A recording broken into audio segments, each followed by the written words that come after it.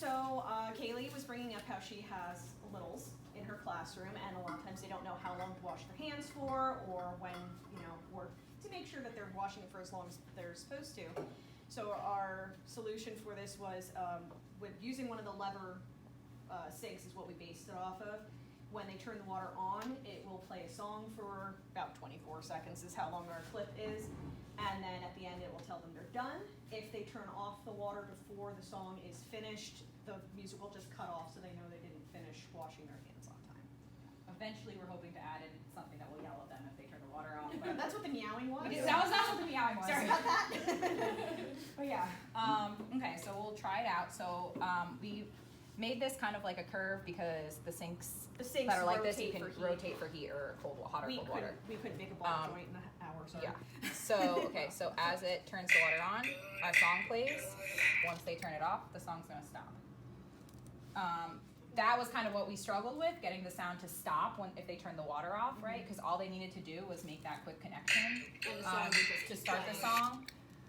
So we had to add a separate code and in the last minute. Separate ground. Yeah, another ground and another connection so that when the water was turned back off, it would stop the sound. Right. As far as the coding goes, we were trying to think of a variable that would kind of let that happen.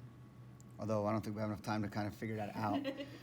So, and I know we're using Scratch, so I know if you use other ones, there's like a separate event that might work. Not quite sure. I mean, it's something we could try in the future. But the problem is, like, when it's pressed, there's nothing to say when it's not pressed. So it's one of those things we're kind of stuck in there. So we're trying to look for the variable or the event. We wanted there to be a code piece that said if spacebar held instead of if pressed. There didn't seem to be a variable in there for that. So we were hoping that if we could find that, so as long as it's being pressed down, it'll play, and then if it's released, then the variable would happen. So that was where we were kind of running into some issues. But I think for our first It's probably run built, through, yeah, and it's probably built in here. We just didn't figure it out in this amount of time.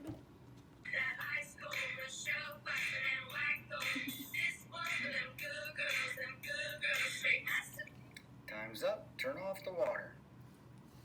This was about classroom management. That was our problem, helping the kids to understand different times throughout the class period, from instructional time to studio time to a quiet time so that you can hear instructions, 2-minute warning as we're getting close to that cleanup time. I don't know if I missed any, but we had 5 different ones. So we would hope in the future we could connect it with the lights. We just didn't get that far. We were down a teammate today, so we're trying our best here. Paul built this great piece here. And so, and just jump in if I'm missing anything here. Say we want it to be that quiet time, we just bring it up. Or not. There we go. Quiet time. Quiet and focus. Maybe not, Mary, because when I pulled it back, that's when it started. that was the issue we were having with ours originally. Yeah, I think when I was helping explain it to you, I think I was understanding it backward. So I think we set it up backward. But talk about the block. All right, keep Because the going. block didn't Keep work going. right. That particular block. So we had in, when we moved this up, the key was pressed, it was, go ahead. Just run one of the other ones and I'll show them what we had. Okay, so trying to get attention. Attention, students, attention.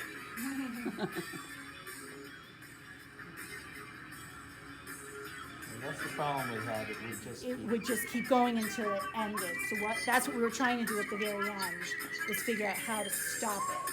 We had to, so that's what our problem was. There's probably a code, but we just added another, so when you put it on, you touch the top one, the song will play. When you put it back and touch, you're gonna have to make another connection, it'll stop all sound. Okay. So that's what we had to do. So yeah, that would work.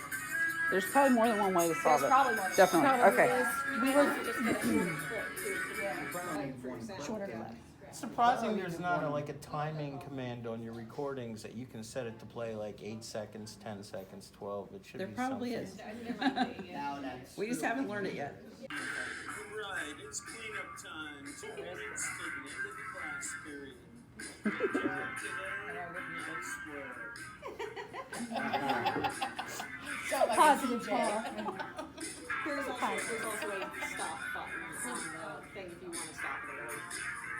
Up on the top, there's a green flag and a red stop See it, sign. thank you. And here's studio time. We're now in studio time. Studio time.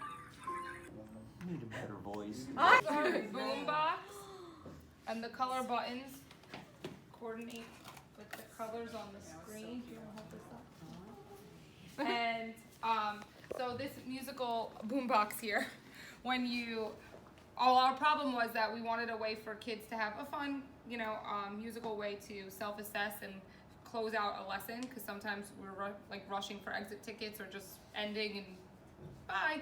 So this kind of, even on their way out the door, they can put how they felt about the lesson, and it tallies it for us here so we can look at it when they're done. And each, like I said, each color connects to the button, and each button plays a song, and when the song is over, it tallies where it goes. So we had a problem with the stop sound too. So what we did was we put the sound above the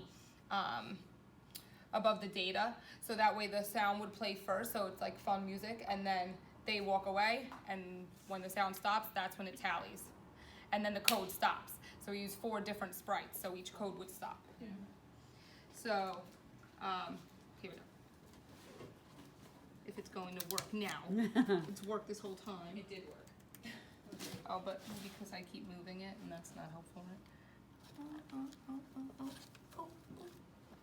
Oh, it fell out. Yeah, we'll just use this one. One of the wires fell out.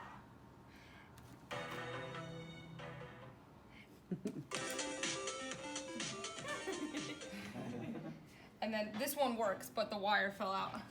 And I'd have to dig for it. Oh, it's the green one. Hold on. There it is. And the count is working. Yeah, the count works. So that it's an easy, quick way for us to figure out how they felt about it, how many felt great, how many felt that they mostly understood, have more questions or need more practice. And essentially, if we were to write what the boombox buttons would be, it would be play, no, I'm sorry, fast forward, play, rewind, stop. Oh, that's so good. So if they nailed it, then we can fast forward. If they understood it, we can press play and keep going. If they have some questions, we're going to rewind a little bit, and if they really just need more practice, we're going to stop and reassess. So we have our problem was if you send a student to the calming corner, you either forget to set the timer or you forget that they're back there entirely, and just having to monitor that extra piece that's kind of out on its own is hard to remember. So our goal was to have students be able to monitor their time on their own. So we kind of designed this with younger kids in mind. So we tried to make it a little bit fun for them. So we have our little swimmer Froggy, and when he goes in the bathtub, that's the timer starts, and then there's a visual also so they can see when the timer stops, that means they're done, and then they need to go back to wherever they came from. So we have the audio, the visual, and then the physical manipulative too for the students. We tried to add lights, but It's a little tougher. it didn't work. But that's our basic.